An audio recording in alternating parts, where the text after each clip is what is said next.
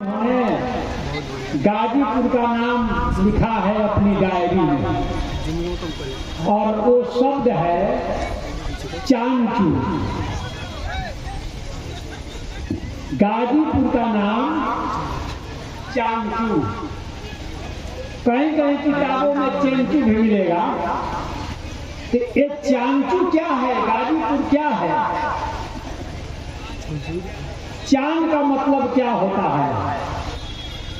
तथागत बुद्ध जो मेडिटेशन करते थे, ध्यान, उसको प्राकृत में हम लोग ध्यान बोलते हैं। ध्यान प्राकृत में जो ध्यान है, अंग्रेजी में जिसको मेडिटेशन प्राकृत में विपස්සना कहते हैं, वो ध्यान जो है उसी को संस्कृत के आचार्यों ने ध्यान बना लिया है। ध्यान, और ये ध्यान जब चीन पहुंचा तो यही ध्यान वहां चांद हुआ। जब कोरिया पहुंचा तो यही जो ध्यान है वो सरजान हुआ। जब वियतनाम पहुंचा तो यही ध्यान जो है वो तिएन हुआ। यही ध्यान जब जापान पहुंचा तो वहां जेन हुआ। बुद्ध अद्भुत थे, ज्ञान की दुनिया में बेमिसाल थे। चांद, इसी चांद सबसे चीन सब बना है, देश का नाम पड़ा है। तो इस गाजीपुर का नाम था चांचू। चांद माने ध्यान, मेडिटेशन, जो बुद्ध ध्यान करते थे उसको कहा जाता है चांद। और चू का मतलब होता है एरिया, इलाका, क्षेत्र। तो गाजीपुर वो इलाका है जो कभी मेडिटेशन का, ध्यान का एरिया हुआ करता था। और वेलसांग ने आगे यह भी लिखा है कि यहाँ पर गाजीपुर में 10 बड़े बड़े बौद्ध विहार थे, सब लिखित है। और जहाँ राजधानी है गाजीपुर की, उसके पश्चिम और उत्तर कोना पर सम्राट अशोक का बनवाया हुआ बहुत बड़ा स्तूप, उस स्तूप की खोज होनी चाहिए। इसी गाजीपुर में सम्राट अशोक ने बहुत बड़ा स्तूप बनवाया था। और खुद तथागत बुद्ध 7 दिन इस गाजीपुर में रुके थे। वो जिला है गाजीपुर। और उस धरती के आप लोग महान सपूत हैं। मैं आप सभी को प्रणाम करता हूं कि आप लोग गाजीपुर के हैं, जिसको कभी चांचू कहा जाता था। और इसी रास्ते से गाजीपुर होते हुए वेलसांग, आरा होते हुए वैशाली गए थे। देखिए नाम किस तरह से बदल गया है बौद्ध भारत का। उसका तो है कि गाजीपुर यही है, गाजीपुर। अब आरा की बात थोड़ी सी कह देते हैं। आरा शहर है इधर, तो उसका नाम बिहार है।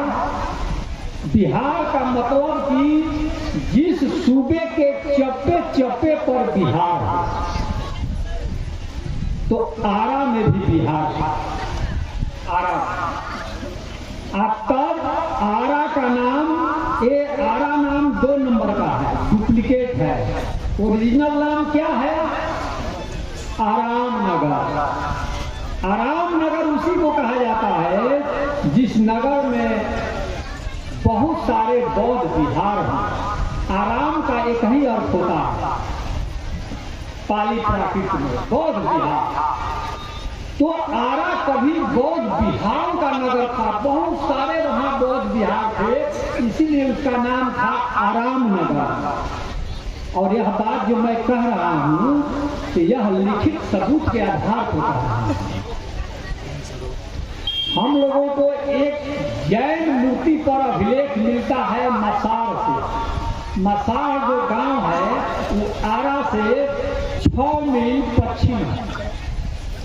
उसी जैन मूर्ति पर वो जैन मूर्ति दान दिया था आराम नगर के शंकर लाल ने, वो बनिया थे। उसी आदमी ने उस शहर का नाम उस पर लिखवाया है आराम नगर, आरा का नाम था। मैं यह नहीं कह रहा हूं कि गाजीपुर का नाम चांचू कर दीजिए, आरा का नाम आराम नगर कर लीजिए, लेकिन इतिहास जो है वो तो मैं बता ही सकता हूं।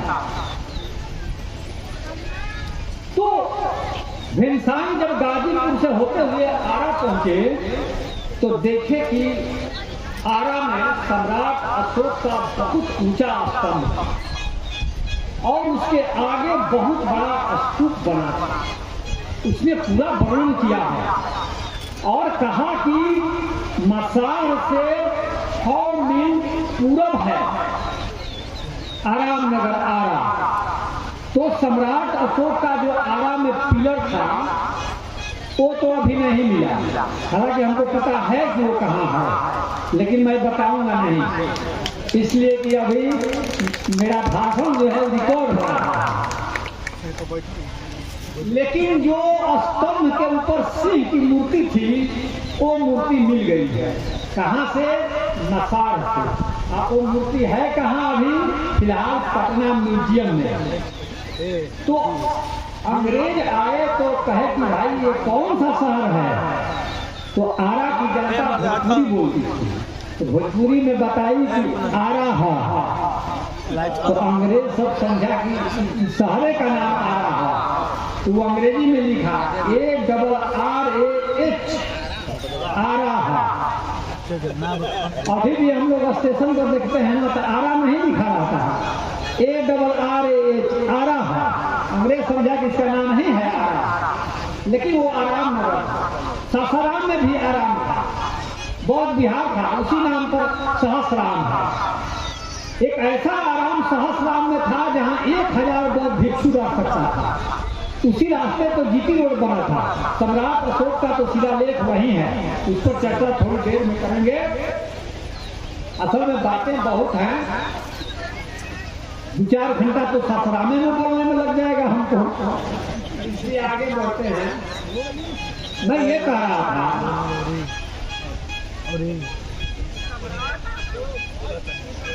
माइक देखिए, माइक वाले माइक देखिए।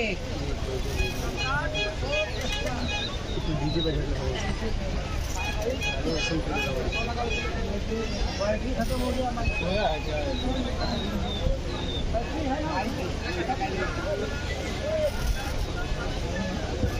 हेलो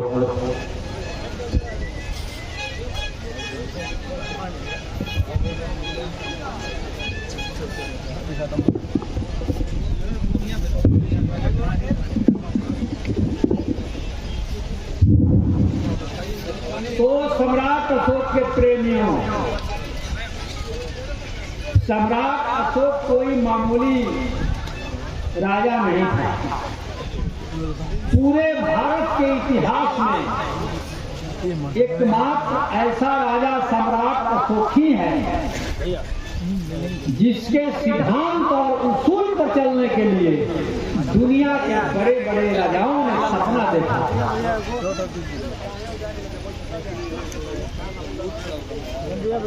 जिस समय सम्राट अशोक थे उस जमाने में श्रीलंका का राजा 30 शासन करता था श्रीलंका पर, और उन्हीं के राजकाल में अशोक के बेटा और बेटी श्रीलंका गए थे। याद दिलाइएगा, बेटा बेटी के बारे में बताएंगे। और श्रीलंका के राजा इतने प्रभावित थे अशोक से कि उन्होंने देवानंद प्रिय की उपाधि धारण कर ली थी। तो उनको कहा जाता था देवानंद प्रिय राजा 30, श्रीलंका के राजा थे। और 6वीं शताब्दी में चीन में एक बहुत प्रतापी राजा हुए जिनका नाम था लियांगउडी। लियांगउडी को चीन का अशोक सम्राट कहा जाता है। और लियांगउडी ने चाइना में सम्राट अशोक का मंदिर ही बनवा दिया है। छठी शताब्दी में, और वो मंदिर आज भी है। अब सोच लीजिए, कंबोडिया का राजा जयवर्मन सप्तम, जिसको कंबोडिया का सम्राट अशोक कहा जाता है। अब देखिए, ऐसा राजा आपके देश में अब दूसरा नहीं है। दूसरे देश के राजा भी सम्राट फलाना कहलाए, ऐसा नहीं है। तो कंबोडिया के राजा जयवर्मन सप्तम, जिनको सम्राट अशोक कहा जाता है कंबोडिया का, इतने अशोक से प्रभावित थे, उन्होंने खुद अपने बेटे को बौद्ध धर्म के प्रचार के लिए श्रीलंका भेज दिया था। यह इतिहास में दर्ज है। बेटा बेटी के तो आदमी बचाए रखता है, लेकिन पूरे भारत के इतिहास में एकमात्र राजा सम्राट अशोक हुए जिन्होंने बेटा बेटी को श्रीलंका भेज दिए बौद्ध धर्म के प्रचार के लिए। और वो बेटा बेटी ऐसे गए कि भारत में झांकने भी नहीं आए, और वहीं गुजर भी गए। वहीं उन लोगों की समाधि है श्रीलंका में, आज भी है, जिसकी पूजा होती है। उसको थोड़ी देर में बताएंगे। तो कंबोडिया के राजा जयवर्मन सप्तम बहुत प्रभावित था अशोक से। उसने लंका भेज दिया अपने बेटे को, और सम्राट अशोक ने जो अस्पतालों की श्रृंखला बनवाई थी, सीरिया से लेकर बंगाल की खाड़ी तक, और बंगाल की खाड़ी से लेकर के चीन तक जो अस्पतालों की श्रृंखला बनाई थी, वो कंबोडिया के राजा जयवर्मन सप्तम ने, जिसको कंबोडिया का सम्राट अशोक कहा जाता है। और वो कंबोडिया का राजा जयवर्मन सप्तम चैत्र शुक्ल अष्टमी को 7 दिन का अशोक जयंती मनाते थे। अब तक भारत के लोगों को पता ही नहीं था। दुनिया अशोक जयंती मनाती है। हमारे इतिहासकार बेवकूफ बने हुए हैं या जानबूझकर बेवकूफ हुए हैं कि जब बिहार के मुख्यमंत्री नीतीश कुमार ने कहा कि चैत्र शुक्ल अष्टमी को अशोक जयंती पूरा किए अवकाश घोषित किया जाता है, तो देश के इतिहासकारों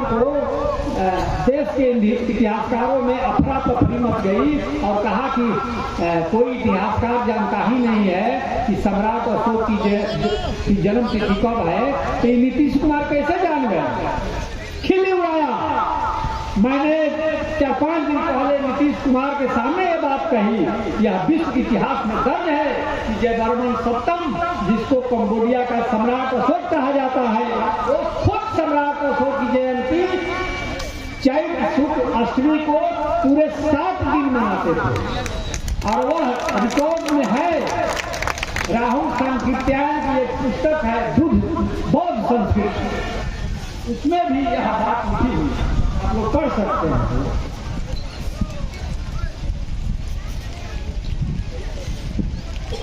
जिस जमाने में सम्राट अशोक का नाम लोगों ने बुझा दिया था यहाँ भारत में, कि फिरोज शाह तुगलक मारा फिर रहा था कि भाई इस पिलर पर क्या लिखा था, कोई बताने वाला उसको नहीं था। 2 पिलर ले गए थे, एक चोपड़ा से और एक मेरठ से, 2 पिलर। उसकी बात में थोड़ी देर कहा। तो जिस समय फिरोज शाह तुगलक दिल्ली की गद्दी पर थे, तो सम्राट अशोक का ये जो लिखा हुआ शिलालेख है, उसको पढ़ाने के लिए विद्वानों को बुलाए, लेकिन कोई नहीं पढ़ सका। अब उसी समय में एक बर्मा में सम्राट हुआ जिसका नाम था धम्मचेती। धम्मचेती को बर्मा का सम्राट अशोक कहा जाता है। और जिस समय भारत में सम्राट अशोक का नाम लेवा कोई नहीं था, उस जमाने का उसने शिलालेख लिखवाया है 15वीं शताब्दी में बर्मा में, आज भी है। उसको कल्याणी का शिलालेख कहा जाता है। 10 शिलालेख है जिसमें उसने लिखवाया है कि मैं बर्मा में अशोक राज लाना चाहता हूं। रिटर्न है। आश्चर्य है कि बर्मा का राजा 15वीं शताब्दी में बर्मा में अशोक राज ला रहा है और भारत के लोगों को अशोक का नाम ही नहीं पता। जयचंद की दादी, जयचंद जिसे इतिहासकारों ने गद्दार घोषित किया है, खुद जयचंद बौद्ध राजा थे और उनकी दादी का नाम था कुमार देवी। और कुमार देवी का एक शिलालेख यही सारनाथ म्यूजियम में है, सटे हुए इलाका है गाजीपुर का सारनाथ। उसमें जानते हैं जयचंद की दादी ने क्या लिखवाया है? आखिरी बार भारत में राजा अशोक का नाम उसी पर लिखा हुआ है 12वीं शताब्दी में, और वो जयचंद की दादी ने लिखवाई थी। जयचंद खुद उसी वंश के थे जिस वंश के सम्राट अशोक थे। और वहां पर बहुत बड़ा बौद्ध विहार उनकी दादी ने बनवाया सारनाथ में, और उस पर भी लिखवाया हम अशोक। हम लोगों को जितने भी अभी शिलालेख मिले हैं सब पर लिखा हुआ है धम अशोक, क्योंकि धम मार्ग के राही थे, धम मार्ग पर चलते थे। इसीलिए जयचंद की दादी ने भी जो नाम लिखवाया है उस पर जाकर के देखिएगा, है धम अशोक। बर्मा के राजा धमचेती ने जो नाम लिखवाया है वह भी लिखवाया है धम अशोक। ये हमारे इतिहासकार फिर यहाँ कहते हैं चंड अशोक। और चंड अशोक हम लोगों का नाम कहीं मिलता नहीं है। कहता है कि लोग की बहुत सारी हत्या किए, ये किए, इसलिए उनका नाम चंड अशोक पड़ गया, जबकि ये कहीं है नहीं। इतने भाइयों को मार दिए, उतने भाइयों को मार दिए, कथा कहानी इतिहासकार पढ़ रहे हैं। और उनके भाई और बहन के लिए उन्होंने क्या क्या किया ये उनके शिलालेख पर ही लिखा हुआ है। तो भाई को जब मार ही दिए तो तब किस भाई के बारे में लिखे हैं अपने शिलालेख पर? उनके एक भाई छोटे थे अशोक के, वो जाते थे यहाँ राजगीर में गिरधकूट पर्वत पर, और अशोक अपने छोटे भाई को इतना मानते थे कि उनसे आग्रह किए कि आप पटना चलिए, वहीं रहिए। लेकिन अशोक के जो छोटे भाई थे वो कहे कि नहीं, वो बुद्ध के मार्ग के थे, वो कहे कि नहीं, हमको राजधानी मत ले जाइए भैया, मैं राजधानी नहीं जाऊंगा, हमको यही पहाड़ बहुत अच्छा लगता है। नहीं गया उनका छोटा। तो अशोक ने कहा कि नहीं नहीं, बहुत मेरे प्यारे भाई हो, उनका अपना भाई था छोटा, कि चलो यहाँ पहाड़ पर क्या रहोगे, मैं पटना में ही तुम्हारे लिए राजगीर की तरफ पहाड़ी बना देता हूँ आर्टिफिशियल। और सम्राट तो सम्राट था जिसका शासन 12 लाख वर्ग किलोमीटर में चलता था, वैसा हुकूमत कभी कायम नहीं हुआ जिसको आप लोगों ने अखंड भारत का नारा लगाया है। मैं भारतीय जनता पार्टी के कार्यक्रम में कल था, गृह मंत्री आने वाले थे, तो मैंने कहा कि भारतीय जनता पार्टी जिस अखंड भारत का नारा लगाती है वो अखंड भारत और कुछ नहीं, सम्राट अशोक का जम्बू द्वीप जो अफगानिस्तान पाकिस्तान से लेकर के बंगाल की खाड़ी तक फैला है, इतनी दूर में हुकूमत थी। और दुनिया की सैकड़े 33 आदमी सम्राट अशोक के राज में रहता है, आप सोच सकते हैं। और सम्राट अशोक ने 33% लोगों की दिल जीता था। तो विचार कीजिए कि जिस सिकंदर ने दुनिया की 5% जमीन जीती थी, उसके बलबूते वो सिकंदर द ग्रेट कहलाता है। और जिस आदमी ने दुनिया की 33% लोगों का दिल जीता था वो कितना महान था।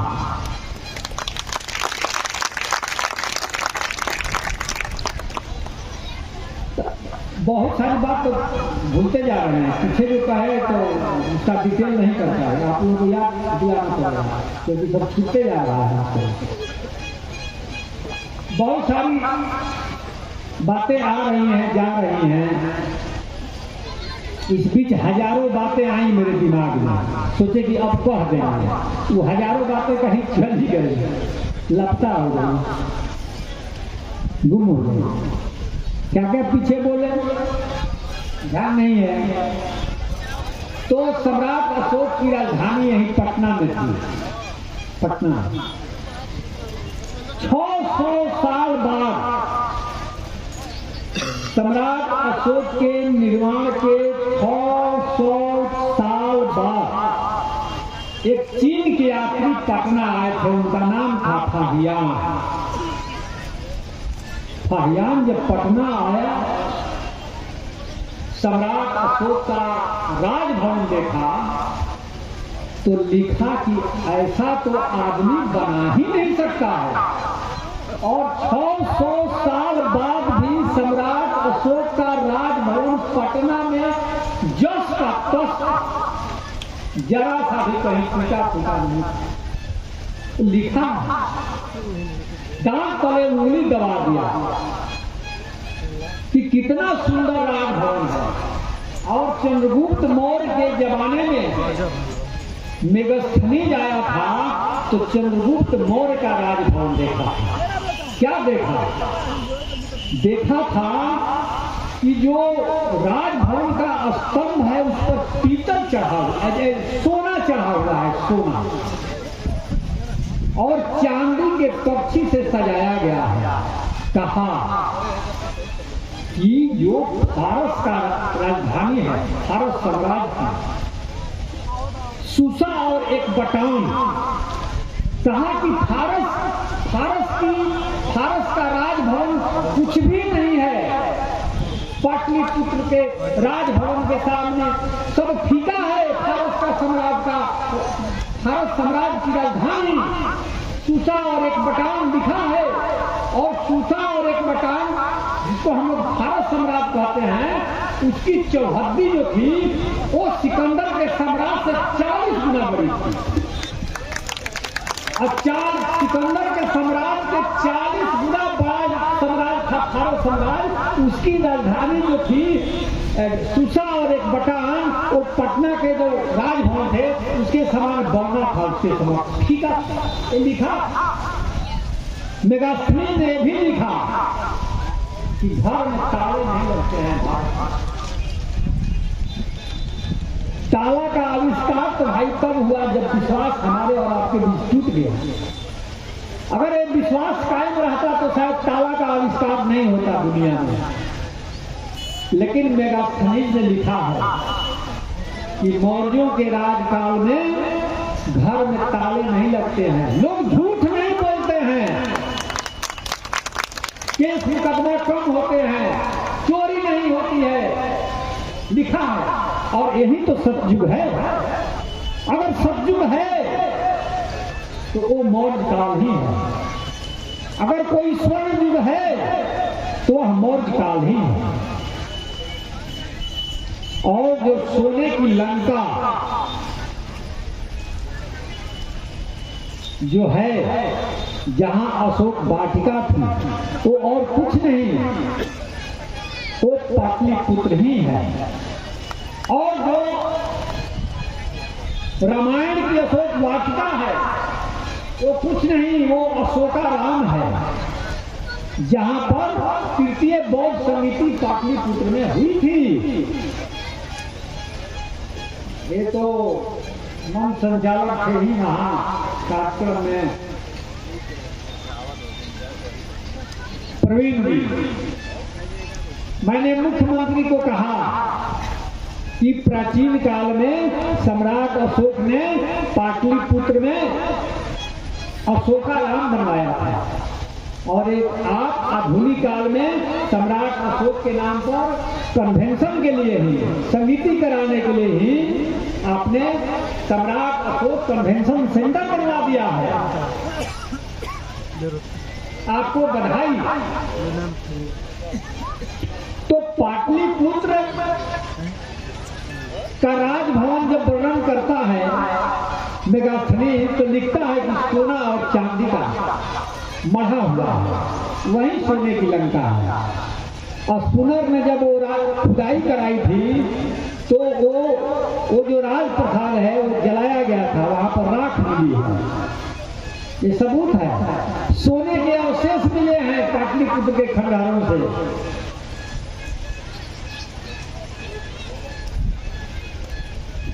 तो बहुत सारे इतिहासकार हमारे अशोक का धर्म खोजते हैं कि अशोक का धर्म क्या था। तो बहुत सारे लोग कहते हैं कि हिंदू धर्म था, तो बौद्ध धर्म था, तो शैव धर्म था, तो राज धर्म था। इतिहासकार सब फेरा में पड़ा हुआ है, उसको पता ही नहीं है कि कौन धर्म था, उसको कभी पता नहीं चलेगा, इसलिए कि वो मूल पॉइंट को नहीं पकड़ रहा है। जब तक मूल पॉइंट नहीं पकड़ेगा अशोक का धर्म पकड़ेगा ही नहीं। असल में अशोक का कोई धर्म नहीं था, अशोक का धर्म था। ये धर्म जब तक नहीं पकड़िएगा तब तक धर्म के माध्यम से चाहिएगा कि अशोक का हम धर्म खोज लें, तो नहीं खोजिएगा। तो ये धर्म क्या है? धर्म धर्म नहीं है।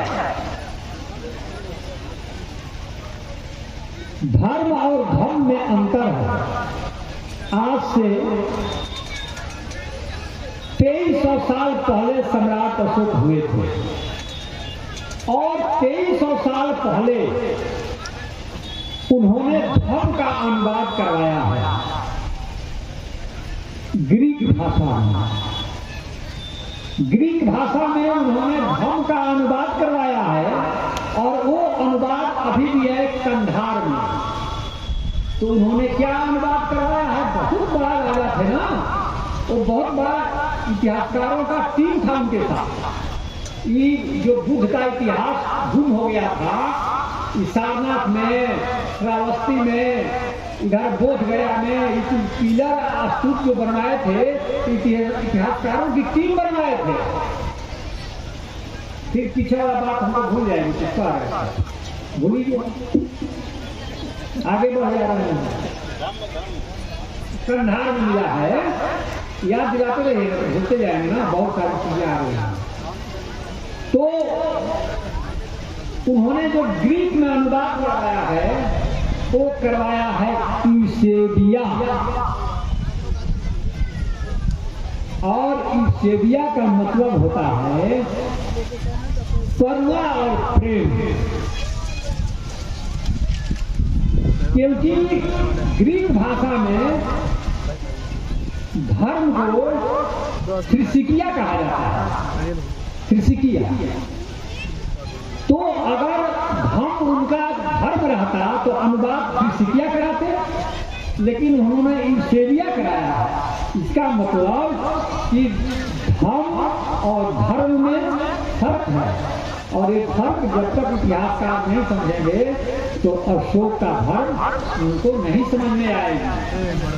जो लोग इतिहासकार कहते हैं मौर्य प्रशासन, प्रशासन का तो इस्तेमाल ही नहीं किया, एडमिनिस्ट्रेशन जिसको अंग्रेजी में कहते हैं।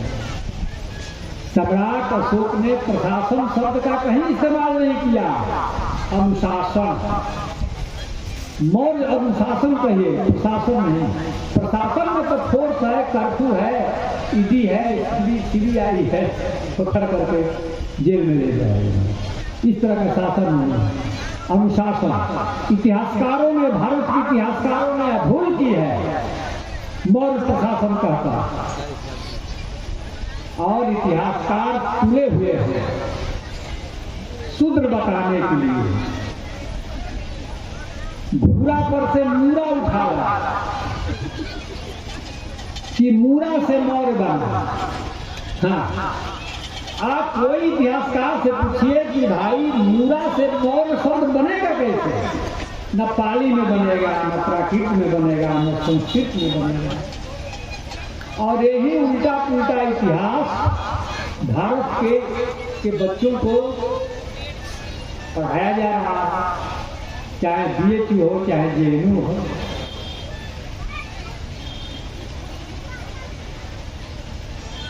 मैं तो यह भी कहता हूं कि कौटिल्य नामक कोई भी व्यक्ति मौर्य काल में नहीं था और कौटिल्य के अर्थशास्त्र के आधार पर भारत के इतिहासकार मौर्यों का इतिहास लिखना बंद करें, क्योंकि कौटिल्य का जो अर्थशास्त्र है भाई जी कुछ नहीं है, फिर से पढ़िएगा, वो मनुस्मृति है, मनुस्मृति ही है और कुछ नहीं है।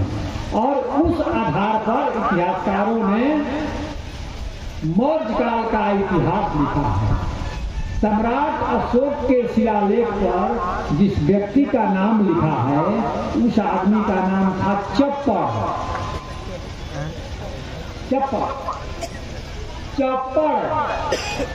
चप्पड़ ने जहां जहां शिलालेख लिखा वहीं लेखक था, सम्राट अशोक के शिलालेख का वही लिखता था, तो उसने अपना नीचे नाम लिख दिया कि इसके लिपिकार चप्पड़ हैं।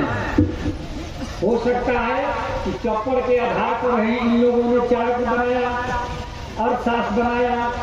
अर्थशास्त्र में तो इकोनॉमिक्स की बात होनी चाहिए, तो कहता है यह बताने के लिए कि बहुत पुरानी किताब है, इन लोगों ने इसका नाम अर्थशास्त्र रखा, वरना संस्कृत की डिक्शनरी, पाली की डिक्शनरी, प्राकृत के डिक्शनरी, किसी भी डिक्शनरी में अर्थ का मतलब राज्य सिद्धांत नहीं है, नहीं है। ये झूठ बोलते हैं कि अर्थ का मतलब राज्य सिद्धांत होता है, नहीं है। आप लोग को रिकॉर्ड कर ही रहे हैं और मैं जान रहा हूं, हम जानते हैं कि मेरा बाल बांका नहीं होने वाला है। अभी मैं रिटायर थोड़ा हूं, रिटायर नहीं, अभी तो हूं, प्रोफेसर के रैंक पर हूं और बोल रहा हूं। तो लीपा पोती है। मैं बराबर कहता हूं कि अर्थशास्त्र तो बहुत बाद में 1900 ईस्वी में इन लोगों ने खोज निकाला, और अर्थशास्त्र में जो भी थ्योरी है वो सब उल्टा है। अर्थशास्त्र में दक्षिण का इतिहास लिखा हुआ है, पटना का थोड़ा लिखा है। तो एक बात और मैं बोल रहा हूं कि अशोक के जमाने में संस्कृत नाम की कोई भाषा नहीं थी, नहीं थी। तो आप पूछेगा कि क्या प्रोफेसर साहब ऐसी बात क्यों कर रहे हैं? देखिए, कोई भी भाषा रहेगी तो वो आसपास कोई भी भाषा रहेगी ना, तो बोलने वाली भाषा को प्रभावित कर देगी। जैसे आधुनिक काल में अंग्रेजी आई तो अंग्रेजी के शब्द हिंदी में आ गए कि नहीं आ गए? बटन आ गया, कॉलर आ गया, टेबल आ गया, चेयर आ गया, स्टेशन आ गया, स्कूल आ गया, हॉस्पिटल आ गया ना। और जब मुस्लिम यहाँ आए थे तो अरबी फारसी के शब्द आ गया हिंदी में। अगर मौर्य काल में संस्कृत भाषा रहती तो अशोक के इतने सारे शिलालेख मिले हैं, किसी न किसी शिलालेख पर संस्कृत का एक भी शब्द रहता, लेकिन अशोक के शिलालेख पर संस्कृत के एक भी शब्द नहीं है। इससे पता चलता है ऐसा हो ही नहीं सकता है कि संस्कृत बगल में बोली जाती हो और कोई आदमी लिखवा रहा हो और उस पर उसकी छाप न पड़े। तो जो कौटिल्य का अर्थशास्त्र है वो तो संस्कृत में लिखा हुआ है और संस्कृत भाषा थी नहीं, इसलिए मौर्य काल में अर्थशास्त्र का होना गलत है, भाषाई दृष्टिकोण से गलत है। और ऐसे भी सोचिए कि बुद्ध संस्कृत नहीं जानते थे, थी ही नहीं भाषा, जानेंगे क्या, न बोले। चंद्रगुप्त मौर्य और सम्राट अशोक ये लोग भी संस्कृत नहीं जानते थे, बोलते भी नहीं थे। तो चाणक्य अगर उनका मिनिस्टर था और राजा को बुझाता ही नहीं था संस्कृत, राजा बोलता था प्राकृत, तो ये राजा किस भाषा में परामर्श करता था?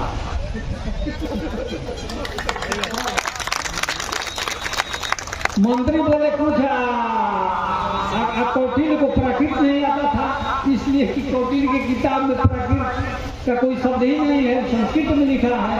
अशोक को संस्कृत नहीं आती थी, चंद्रगुप्त मौर्य को संस्कृत नहीं आती थी, ये लोग जो भी लिखा है निछक्का प्योर प्राकृत लिखा है। लेकिन आप कहिएगा कि जो यूनान का आया था मेगास्थनीज, वो तो यूनानी बोलता था, उसकी भाषा कैसे समझते थे चंद्रगुप्त मौर्य? तो इसका प्रमाण है अशोक के राज दरबार में यूनानी भाषा के दुभाषी थे। अभी जो कंधार का शिलालेख बताए कि उसमें धम्म का अनुवाद लिखा हुआ है यूनानी भाषा में, यूसेबिया, तो उस समय दुभाषी थे, लेकिन संस्कृत के दुभाषी नहीं थे, इसलिए कि संस्कृत भाषा नहीं थी।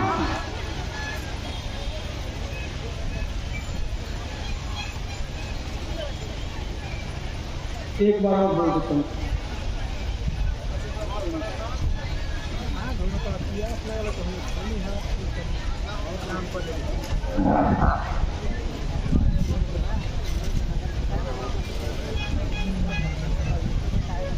तो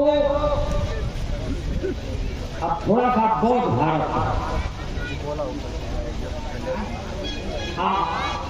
बौद्ध भारत जो करके उनके परिवार के कहाँ समाधि है, किनकी कहाँ लड़का मरा उनका, कहाँ लड़की मरी, थोड़ा बताते हैं। पश्चिम का ओ वहाँ ली नहीं लिखा है, हम आपको बताएंगे, वहाँ ली नहीं दिया है, पकड़ा जाएगा। तो निकाल के पैकेट में रखो। आपका बौद्ध भारत कैसा था? शाहीआन के साथ ताओची नाम का एक चीनी यात्री आया था, उसके साथ में ताओची उसका नाम था। शाहीआन से वो ताओची कहाँ चीन से आया था कि फाहियान तुम लौट जाओ देश, मैं अपने देश नहीं जाऊंगा। क्यों है? कहा कि इतना सुंदर देश कहीं नहीं है, यह बौद्ध भारत है, और इस बौद्ध भारत को छोड़कर मैं अपने वतन अपने देश चीन नहीं लौट सकता हूं, मैं यही मरूंगा यही रहूंगा। और नहीं गया, यही मरा भी ताओची ने यह भी कहा कि अगर कोई जन्म होता होगा तो हे ईश्वर मेरा जन्म इसी बौद्ध भारत में देना, वरना मेरा जन्म ही न हो। यह सोचा था, यह कहा था।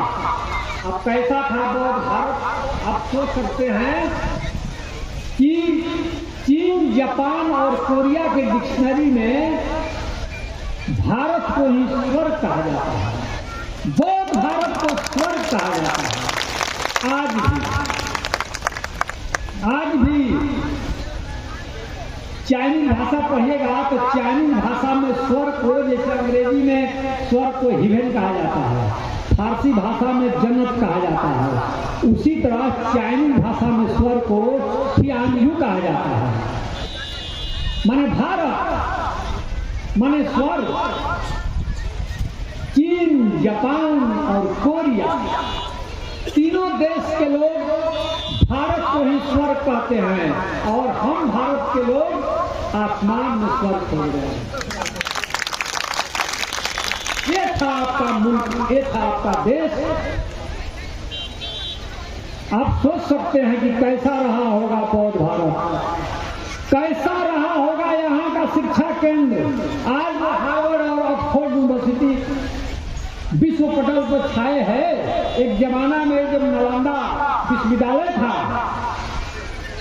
तो नालंदा विश्वविद्यालय का नकल किया श्रीलंका, और 8वीं 10वीं शताब्दी में वहां भी नालंदा महाविहार बना इसी नाम से।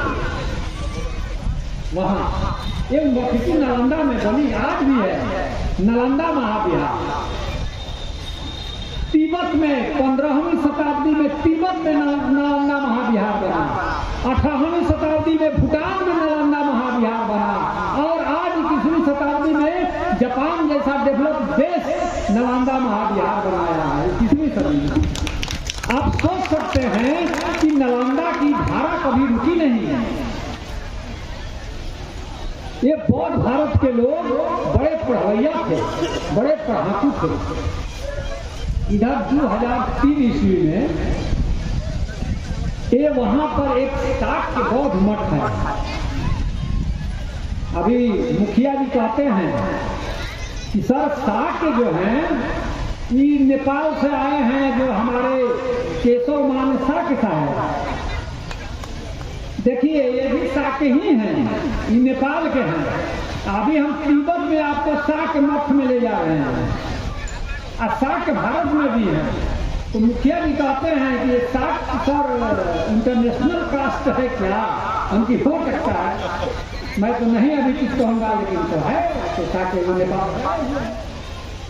तो शाक्य बौद्ध मठ है तिब्बत में। शाक्य बौद्ध मठ में 2003 ईस्वी में उसमें एक लाइब्रेरी मिली है। किसी को पता नहीं थी कि इसमें लाइब्रेरी है, दीवार के भीतर है। किसी ने आज तक उन किताबों को छुआ ही नहीं, पता ही नहीं था कब की रखी हुई है। आज जानते हैं उसमें कितनी संख्या है किताबों की? 84,000। एक छोटे से देश तिब्बत के एक छोटे से बौद्ध बिहार में 84,000 किताब मिली है इधर। तो आप सोचिए कि कितने बड़े बौद्ध भारत में, नालंदा जैसे बड़े महाविहार में कितनी किताबें रही होंगी। सुना है कि जब इसमें आग लगी थी तो उसका धुआं 6 महीना उठा था, और 6 महीना में कितनी किताबें जली होंगी आप सोच सकते हैं। इसीलिए मैं कह रहा हूं कि शाक्य कुल के जो लोग हैं ये बड़े पढ़ाकू रहे हैं।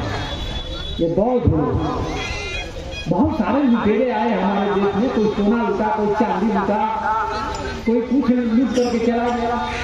ये केवल बौद्ध ही थे जो आए तो किताब पूरा कर ले गए। चीन से जितने भी आए, भाई आए, कोई सोना चांदी नहीं है, सब किताबें ज्ञान दी। और सिंह और रेंसान 2 आदमी मिलकर के लगभग 1000 किताब ले गए थे। आई सिंह ने लिखा है कि हमारे जैसे 56 गो चीनी यात्री आए। आप सोच सकते हैं कि चीन में केवल कितनी किताबें गई थी, कितनी किताबें लोग लिखे हैं, कितने पढ़ते थे पता ही नहीं चलता। आज आप सोचते हैं कि आज बच्चों को जब मैं सम्मानित कर रहा था बक्सर में, तो मैंने कहा कि बुद्ध की राह पकड़ो, तो बच्चा लोग फेरा में पड़ गया कि हम विज्ञान युग में हैं और सर कितनी पुरानी बातें कह रहे हैं कि बुद्ध की राह पकड़ो। इस विज्ञान युग में बुद्ध की बात अच्छी नहीं लग रही है। तो मैंने कहा रुको, तुम्हारा विज्ञान जो है ना आज भी बुद्ध की ही देन है। कैसे? पूरे विश्व में बुद्ध पहले व्यक्ति हैं जिन्होंने कहा कि कोई भी कार्य बिना कारण का नहीं होगा। अगर कहीं कोई एक्शन है उसके पीछे कौन है, ये बहुत बड़ी बात हो गई। आप सोच सकते हैं कि बुद्ध की खोपड़ी कितनी डेवलप थी 2500 साल पहले। ऐसा तो आदमी सोच ही नहीं सकता है कि आज जब गणेश जी को दूध पिला रहा है, क्या क्या कर रहा है, आज इतनी खोपड़ी सड़ी हुई है, तो वो आदमी 2500 साल पहले कह दिया कि दुनिया का कोई भी कारण बिना कारण का नहीं।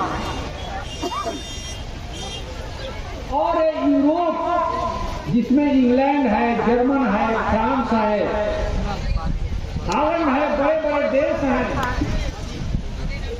इन लोगों को पता ही नहीं था कि बिना कारण का कार्य नहीं होता। ये बेकन यूरोप का पहला व्यक्ति है जिसने 16वीं शताब्दी में बताया कि बिना कारण का कार्य नहीं होता। उस कार्य का विश्लेषण करो, तब यूरोप के लोगों में वैज्ञानिक बोध हुआ। बुद्ध के इसी सिद्धांत से इंग्लैंड के लोगों ने, जर्मन के लोगों ने, फ्रांस के लोगों ने सीखा, और तब यूरोप में न्यूटन, गैलीलियो, केपलर पैदा हुए। अगर यह बुद्ध का सिद्धांत यूरोप में नहीं गया होता तो न्यूटन, गैलीलियो और केपलर यूरोप में पैदा नहीं होते। सोच लीजिए, इन लोगों को तो 1 2 3 भी नहीं लिखने आता था। 1 2 3 1 2 3 भी बुद्धिज्म का सम्राट के शिलालेखों पर। उसी से 1 2 3 इंटरनेशनल डिलीट का विकास हुआ। ऐसे एक लाइब्रेरी की बात याद लगेगा तो कैसे, तो यहाँ 1 2 3 को अंग्रेजी में कहा जाता है अरेबिक इंटरनेशनल डिजिट, जिस पर आज आप लोगों को घमंड है कि हम भी अंग्रेजी जानते हैं 1 2 3, तो सुन लो इसकी कथा मैं बता रहा हूँ। 1 2 3 को अंग्रेज वाले क्या बोलते हैं, अरेबिक, माने हमने अरबों से लिया, अरब देश से। अरब वाले कहाँ से लिए, वो क्या कहते हैं 1 2 3 को हिंद सा, हमने हिंद से लिया। ये हिंद आपका है, इसीलिए अशोक के बेटे का नाम महेंद्र नहीं था, 2 नंबर का नाम है, असली नाम महिंद था, वहाँ हिंद है, तो हिंद आपका ही है, विरोध मत कीजिए। वो नाम अपने बेटे का रखा है महिंद, इसमें हिंद है। तो वो इंग्लैंड वाले 1 2 3 को अरेबी कहते हैं, अरब वाले कहते हैं हिंसा, हमने हिंद से लिया 1 2 3। नहीं तो जो इंग्लैंड वाले थे लोग, वो सब 1 2 3 नहीं लिखे, वो सब रोमन में लिखता था। तो जैसे 37 लिखना है, वो सब कैसे लिखता था, 3 1 रोमन लिखी, तो 30 हुआ 30, 3 गो F, आप फिर लिखेगा भी, तो 35 35 हुआ, आप फिर 2 गो पाई जीतेगा।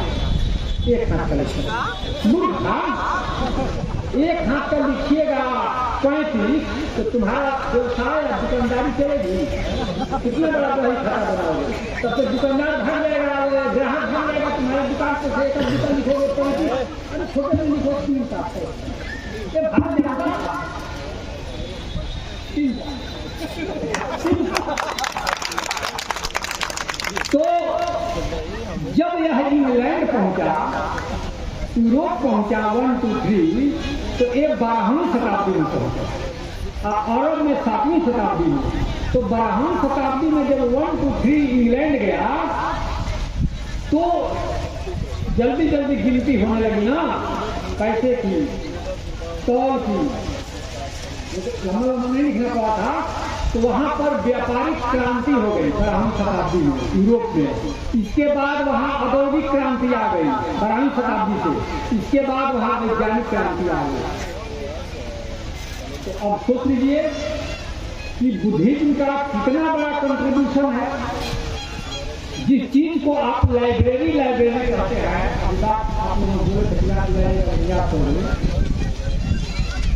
तो अशोक ने लिपि के लिए जानते हैं किस शब्द का इस्तेमाल किया है।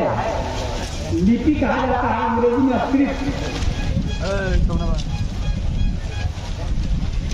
ये हिंदी भाषा है और ये लिखी गई है, इसको स्क्रिप्ट बोलते हैं, इसको हम लोग देवनागरी कहते हैं।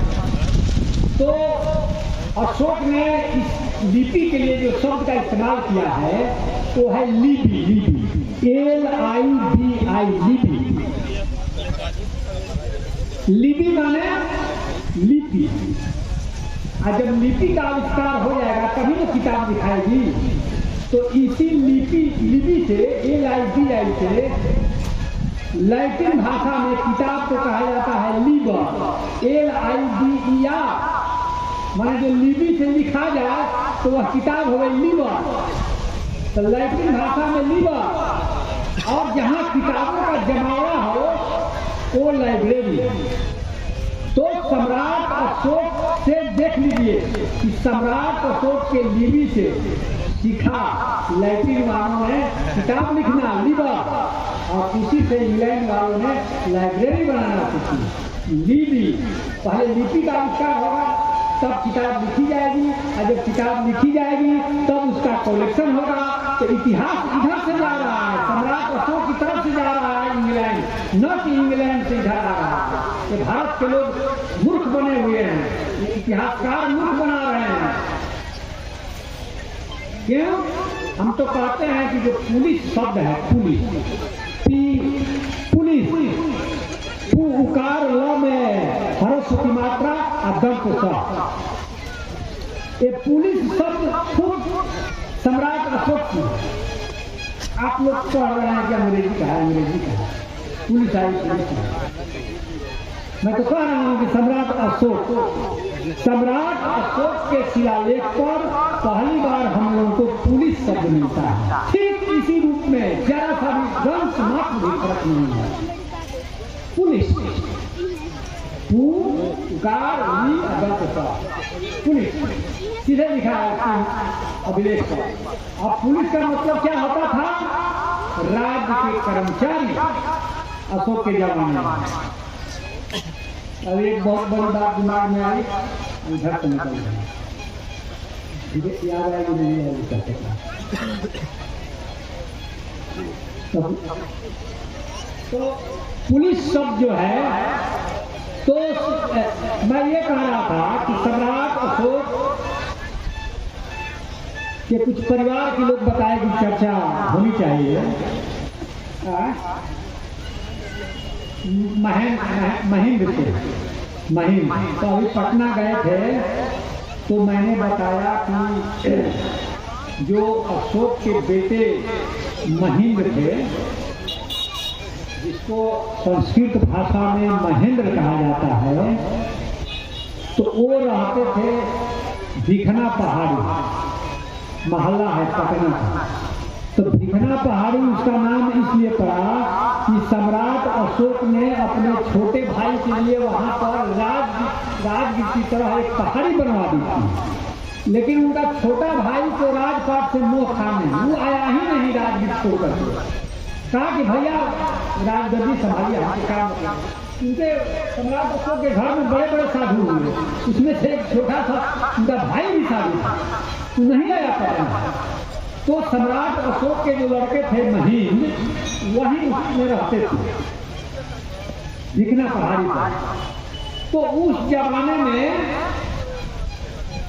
1892 ईस्वी में लॉरेंस वार्डल नाम का एक अंग्रेज आया था पटना जांच करने के लिए कि अशोक की राजधानी में कौन चीज कहाँ है। उसी ने अगम कुआं की भी खोज की थी। नाम नोट कर लीजिए, लॉरेंस वार्डल 1892 ईस्वी में पटना आए थे। उन्होंने इज्जैन की राजधानी का बहुत कुछ उन्होंने खोजा था। इसी में से उन्होंने भिखना पहाड़ी को खोजा था। यहीं पर सम्राट अशोक के बेटे महीन रहते थे। तो 1892 ईस्वी में उनके बेटे महेंद्र की पूजा होती थी पटना में। जानते हैं किस नाम से? भिखना कुआं।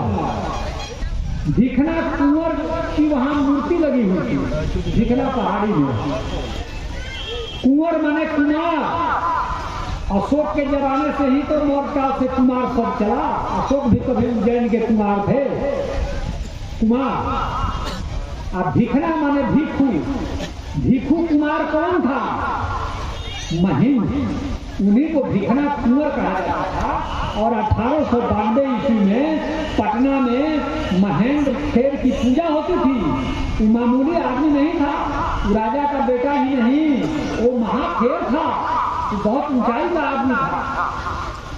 आज भी श्रीलंका में राजागाला अम्पारा जिला में है। सम्राट अशोक के बेटे महेंद्र की वही समाधि है। समाधि है राजागाला में। और उस पर ब्राह्मी लिपि में, धम लिपि में, अशोक के जमाने की लिपि में लिखा हुआ है कि खेर महेंद्र यहाँ आए थे श्रीलंका का भविष्य संवारने के लिए, मंगल कामना के लिए। और उनके साथ एक और आदमी गए थे, खेर। 2 आदमी का नाम उस पर लिखा हुआ है। वहीं पर समाधि है। और पटना में आज भी जो महेंद्र घाट है, तो महेंद्र घाट क्या है? फिर महेंद्र के ही नाम पर है। भला इतिहास मिटाने से मिटेगा? मैंने मुख्यमंत्री से कहा कि मुख्यमंत्री जी, आप भिखना पहाड़ी पर फिर महेंद्र की मूर्ति लगवा दीजिए, जिनकी पूजा विदेशों में होती है। इतने बड़े खेर थे और इसी पटना के भिखना पहाड़ी पर उनकी मूर्ति लगी हुई थी। लोग पूछते थे। और उस समय जानते हैं उसके महंत कौन थे? भिखना कुंवर की जो पूजा होती थी, उसके महंत की जाति लिखा है। 1892 ईस्वी में लारू सागे महंत जाति के दुसाध थे। और जो पूजा करने वाले लोग थे, उसमें अहिर ग्वाल बहुत थे। लोग दूध और बतासा चढ़ाते थे। आप सोच सकते हैं। मैं तो बराबर कहता हूँ, इतिहास में जैसे जैसे पीछे जाते जाइएगा, वैसे वैसे जातियों की संख्या कम हो जाएगी। और सारी जातियाँ जो आजकल हाशिए पर हैं, वो सब जाकर के एक हो जाएंगे पीछे की तरफ। इसीलिए मैं इतिहासकारों को मना करता हूँ कि तुम क्यों शूद्र घोषित करते हो मौर्य काल। मौर्य काल में कोई वर्ण व्यवस्था नहीं थी, दंड व्यवस्था थी, वर्ण व्यवस्था नहीं थी। फालतू इतिहास लिखना बंद करो। लेकिन ये लोग जातिवादी मानसिकता के इतिहासकार हैं। ये लोग साबित करने में लगे हुए हैं कि नहीं, मौर्य वंश शूद्र ही था। अब मैं कहता हूँ कि शूद्र जैसी वर्ण व्यवस्था की कल्पना मौर्य काल में नहीं थी। गण व्यवस्था थी। मोदी गण, कोली गण, शाक्य गण, इस तरह की व्यवस्था थी। और सम्राट अशोक की एक बेटी नेपाल में उसकी शादी हुई थी, काठमांडू में। उसका नाम था चारुवती। तो सत्यासार के साथ हम गए थे चारुवती।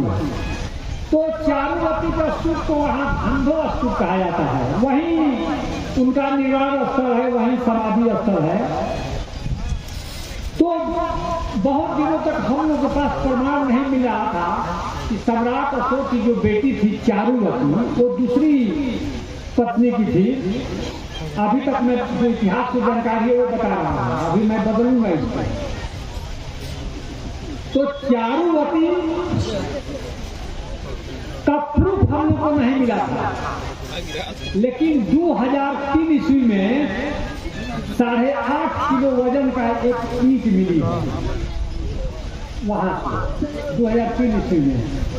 वो ईंट अभी छावनी म्यूजियम में है, सर को मालूम है, नेपाल के। उस पर जानते हैं क्या लिखा है उस ईंट पर? उस जमाने की भाषा और लिपि में लिखी हुई है, चारुवती। माने चारुवती का अस्तुप साबित हो गया। इतिहास कभी मिटाया जा सकता है। दूसरी बेटी नेपाल में ब्याही गई थी और एक बेटी थी संघमिता। तो संघमिता की समाधि भी श्रीलंका में है और संघमिता का होने का सबूत हम लोगों को मध्य प्रदेश के सीहोर जिला के पानगुररिया बौद्ध विहार से मिलता है। सीहोर जिले के पानगुररिया बौद्ध विहार में एक छतरी है, छतरी में यष्टि लगी हुई है, माने दंड। उसी दंड पर संघमिता का इतिहास लिखा हुआ है। इसलिए मैं कहता हूं कि अशोक का इतिहास कोई काल्पनिक इतिहास नहीं है।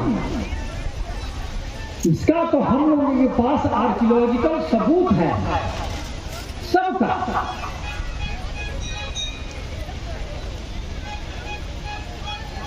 तो लगता है कि अब बहुत कुछ बोल दिए हैं।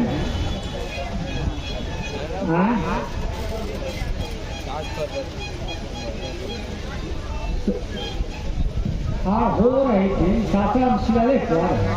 सासाराम पर तो ज्यादा बोलने तो गड़बड़ हो जाएगा। देश जो है ना, गृह मंत्री का तो प्रोग्राम कैंसिल हो गया, तो वो सासाराम का शिलालेख के बारे में मैंने ही फेसबुक पर लिखा कि भाई इसका हम वहीं बैठते थे। हमारा कॉलेज जो है ना वहीं शिलालेख के पास ही में था, तो मैं कॉलेज से खाली होकर वहीं शिलालेख के पास बैठता था। तो एक दिन देखे कि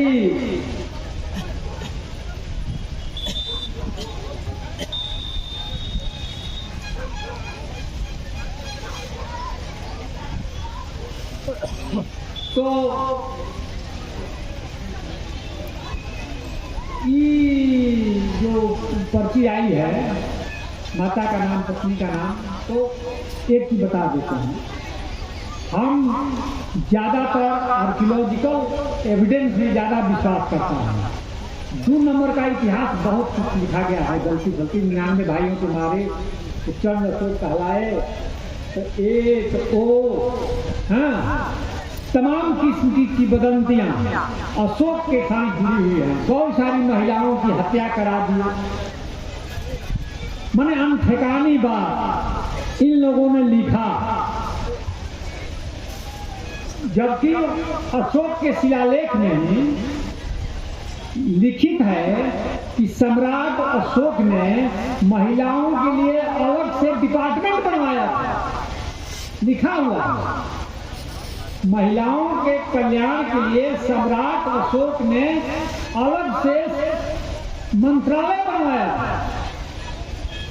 आपको ताजुब होगा कि यहाँ एक बौद्ध मंत्रालय था भारत में, इसका भी लिखित सबूत मिलता है।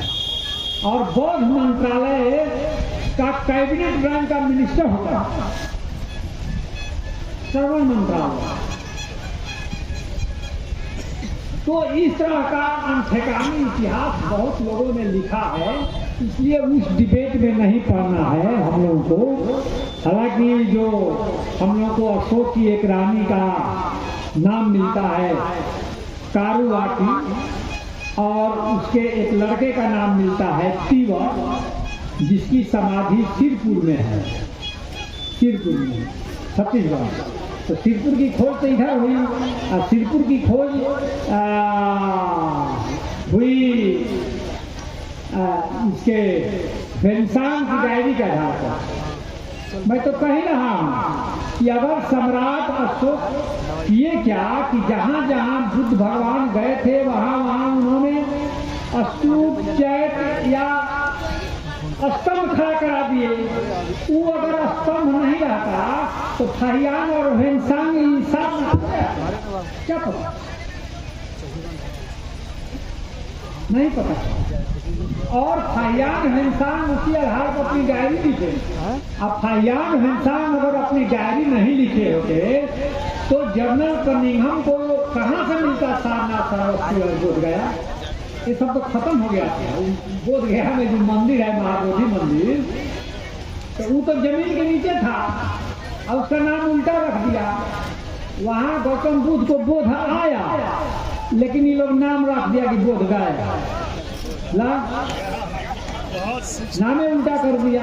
उल्टा करने में लोग बहुत माहिर हैं, बहुत सारी चीजें उल्टी हैं हमारे इतिहास में। तो अभी जो सुजाता का स्तूप मिला है, तो 2026 में मिला है ना भाई। फल्गु नदी के उस पार जो सुजाता का स्तूप मिला है, तो 2026 में सब मिट्टी से ढका हुआ।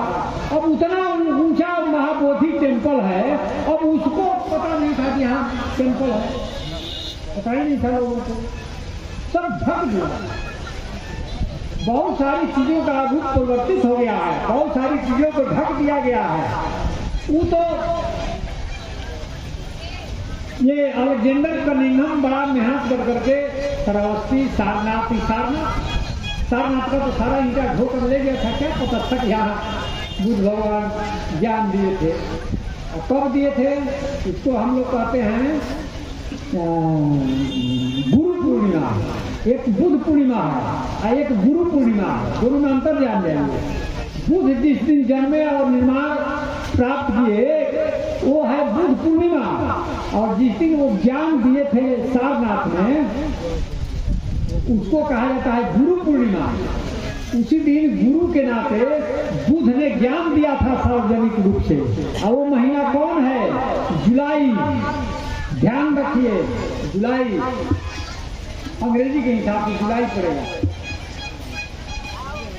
अब याद आ गया कि इंग्लैंड से लेकर करके भारत तक आज भी बीए और एमए की पढ़ाई जुलाई से क्यों चालू होती है? यही इतिहास है, पता ही नहीं हमें।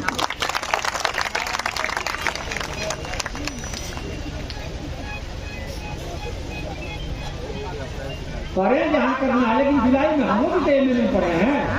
जुलाई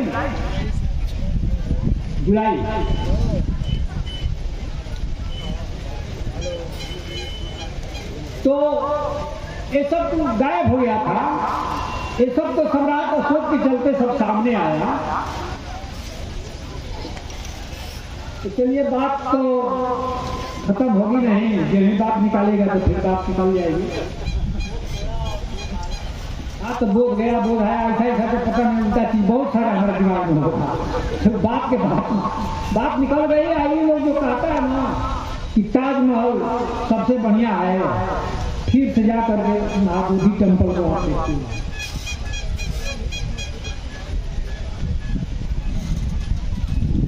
इसका डिटेल उन्होंने नहीं दिया है, उन्होंने इतना ही लिखा है कि बुद्ध जहाँ वो सम्राट अशोक का स्तूप था, जहाँ बुद्ध रुके थे वहीं सम्राट अशोक के स्तूप बनाए या शिलालेख रखवाए। तो यहाँ पर सम्राट अशोक स्तूप बनवाए थे। मैं कह रहा हूँ कि राजधानी से पश्चिमी पर नजदीक में, मतलब 100 मीटर के अंदर नजदीक में, तो वहीं बुद्ध रुके थे जहाँ वो स्तूप था। अब जैसे सासाराम में शिलालेख है, तो सासाराम में शिलालेख फालतू नहीं है। वहाँ एक रात बुद्ध रुके थे, और सम्राट अशोक जब 256 दिन की यात्रा में निकले थे जनता की तकलीफ जानने के लिए, तो एक रात उन्होंने सासाराम में बिताई थी। उसी की यादगारी में वो सासाराम वाला शिलालेख है। अभी एक शिलालेख और दिए हैं अहरौरा, एक बीचे मिला है शिलालेख मठमोरिया में, तो लोग बोलता है मुतमोरिया, नामे बदल दिया, मुतमोरिया कर दिया। तो मोरी जहाँ पेशाब किया जाता है, और था मठमोरिया। तो एक सासाराम में, फिर मठमोरिया में, फिर अहरौरा में। ये मार्ग था अशोक का, और यही मार्ग था बुद्ध का, और यही मार्ग था बुद्ध का। इसी रास्ते भगवान बुद्ध ज्ञान प्राप्त करने के बाद वही पहाड़ी पकड़ कर करके सारनाथ आए थे। इसकी अब जांच और खोज हो चुकी है। सम्राट अशोक मौर्य काल में ही तो ये जीटी रोड बना था, जिसको तो काबुल से माना जाता है चटगांव का, बंगाल के। तो चटगांव को बांग्लादेश की सरकार ने चटगांव का नाम बदल दिया, चैत्तोग्राम, चैत्तों का शहर था। चैत समझ रहे हैं ना, बहुत शब्दावली है चैत। और जो हनुमान जी जो लंका में जो जला रहे थे, घर नहीं जला रहे थे, आप फिर से वाल्मीकि रामायण पढ़िएगा, चैत्य जला रहे थे, लिखा हुआ है चैत। इसी में मैंने कहा पाटलिपुत्र ही वो श्रीलंका है, लंका है। तो चैत्र काबुल से लेकर के पटना तक तो मेगास्थनीज ने सड़क देखी थी, मतलब कि चंद्रगुप्त मौर्य के जमाने में होती। और पाटलिपुत्र से चटगांव तक सड़क अशोक ने बनवाई। लोग कहते हैं कि फलाना राजा बनवाया। अरे बेवकूफ, तुम्हारे इतिहास में कोई राजा ही नहीं हुआ जिसका शासन काबुल से लेकर के चटगांव तक। विरोध कैसे बनवाएगा, दूसरे के राज्य में बनवाएगा।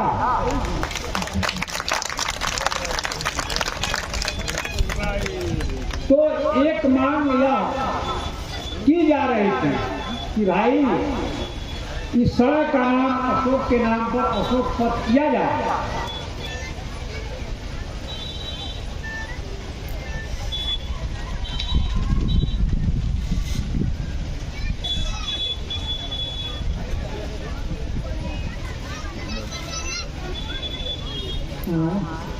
ना वो था दिमाग में निकल गई बात ना, निकल जा रही है। कुछ सोच रहे हैं कहने के लिए, तब तक बात ही निकल जाती है। चलिए खैर, आप लोगों ने सुना, बहुत बहुत शुक्रिया, बहुत बहुत धन्यवाद।